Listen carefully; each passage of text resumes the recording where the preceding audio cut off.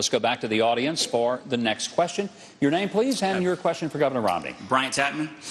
Governor, I'm a Ron Paul supporter, and there are a whole lot of us out here this time in the political process. If you win the nomination, there's no guarantee that you'll have our support in November, but you are going to need it in order to defeat Barack Obama.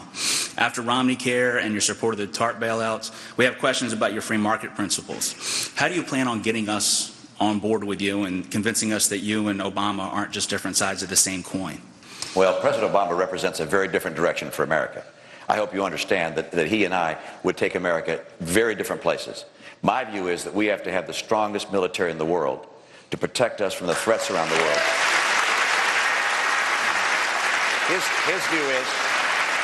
His view is that we should continue to cut the military. He's going to cut the spending by about $1 trillion, and that would make America a far weaker nation militarily. He also has a view that we should continue to spend massively more than we take in.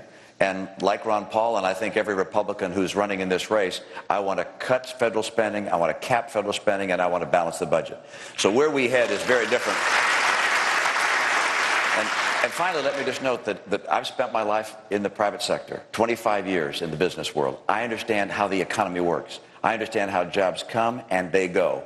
And like Ron Paul, I will do our very best to keep our economy thriving and growing, not by having the government lead and having the government guide this economy, but instead by having free people and their dreams making America what has always been the hope of the earth. Thank you. Let's go out to Bryant Tapman. You had a question earlier. I want to ask you, tell me your reaction to the answer that you got, and are you closer to a decision?